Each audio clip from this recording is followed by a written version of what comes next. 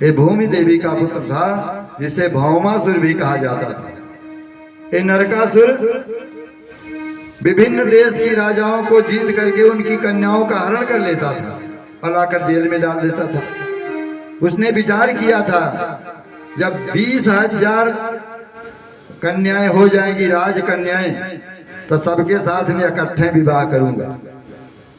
तो राजकन्याओं का हरण करके राजाओं को जीत जीत करके उनकी कन्याओं को लाता, जेल में डालता। 16,100 कन्याओं को लाकर अपने जेल में बंद किया था। भगवान को पता चला तो भगवान ने अपने गरुड़ पर भगवान सवार हुए और सत्यभामा को गरुड़ पर बैठाया। देखिए, ये नरकासुर जो था, भौमासुर, ये पृथ्वी का पुत्र था, भूमि का पुत्र था। और भूमि देवी ने भगवान से वरदान मांगा था कि प्रभु मेरे बेटे को आप मत मारना। भगवान ने कहा तब तक नहीं मारूंगा जब तक आप खुद नहीं कहोगे। तो बड़ा अत्याचारी राजा हुआ, लेकिन भगवान ने सत्यभामा को अपने साथ इसलिए लिया क्योंकि सत्यभामा साक्षात पृथ्वी देवी हैं, भूदेवी हैं, रुक्मिणी देवी श्री देवी हैं, लक्ष्मी हैं, और सत्यभामा भूदेवी हैं, पृथ्वी साक्षात उनके रूप। तो भूदेवी रूपी सत्यभामा को बैठाया साथ में और गए नरकासुर के राज्य में। तो बड़ा लंबा चौड़ा उसका महल था। महल के चारों ओर बड़ी लंबी चौड़ी खाई थी और उस खाई के बाहर बहुत ऊंची छाड़ दीवाली लगी थी। और उस दीवाली के मुख्य फाटक पर एक मुर नाम का दैत्य रखवाली करता था। मेरे प्रभु ने जाकर, ये दैत्य बहुत बलवान था, इसके 5 सिर थे। मेरे प्रभु द्वारिकाधीश ने जाकर मुर नामक दैत्य का वध किया और तब से भगवान का नाम मुरारी पड़ गया। बोलिए मुरारी भगवान की जय। भगवान ने नरकासुर को से युद्ध किया। नरकासुर युद्ध में भगवान को बाण मारता था, लेकिन भगवान सिर्फ बचाव करते थे, उसे मारते नहीं थे।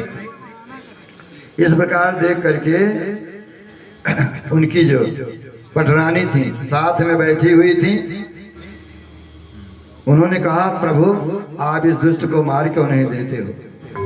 भगवान ने कहा देवी मैं यही इंतजार कर रहा था कि आपका आदेश हो। सो भगवान ने नरकासुर का वध किया। जाकर 16,100 कन्याओं को बंदी गृह में मुक्त किया। नरकासुर अदिति माता का कुंडल चुरा ले गया था, छीन ले गया था। देवताओं का वरुण का छत्र छीन ले गया था, सबको प्रताड़ित करता था। भगवान ने उससे सब कुछ छीन लिया। जेल में गए जेल कन्याओं को ताला खोलकर बाहर निकाला और मेरे प्रभु ने कहा आप लोग स्वतंत्र हो, अपने अपने घर जाओ। तो सभी राजकन्याएं अपने सिर को नीचे करते हुए विचार में मग्न थी, कुछ बोल नहीं रही थी। तो मेरे प्रभु ने कहा आप लोग कुछ बोल नहीं रही हो, बात क्या है। राजकन्याओं ने कहा प्रभु अब क्या बताऊं, ये दुष्ट हमारे पिताजी को जीत करके हमारा हरण करके लाया, जेल में डाल कर रखा।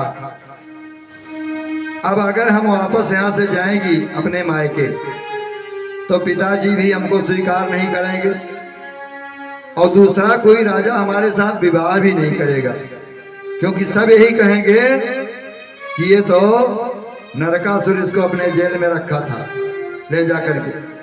तो मेरा विवाह भी कोई राजा करने को तैयार नहीं होगा और पिताजी भी अपने घर में हलने नहीं देंगे, घुसने नहीं देंगे। मेरे जीवन का सिर्फ 2 रास्ता रह जाएगा, या तो हम सब आत्महत्या कर लें और या तो हम लोग गलत रास्ता अख्तियार कर लें, गलत रास्ते पर चलें। भगवान ने कहा देवियों अगर आप लोग उचित मानो, आप सबको कोई कष्ट न हो, प्रसन्न हो, तो आप सबके साथ मैं विवाह करूंगा। सब राजकन्याएं प्रसन्न हो गई। भगवान ने 16,100 राजकन्याओं के साथ में एक साथ सबके साथ विवाह किया। 16,100 रूप धारण किया और सबके साथ विवाह किया। इस प्रकार भगवान के 16,108 विवाह संपन्न हुए। बोलिए द्वारिकाधीश भगवान की जय।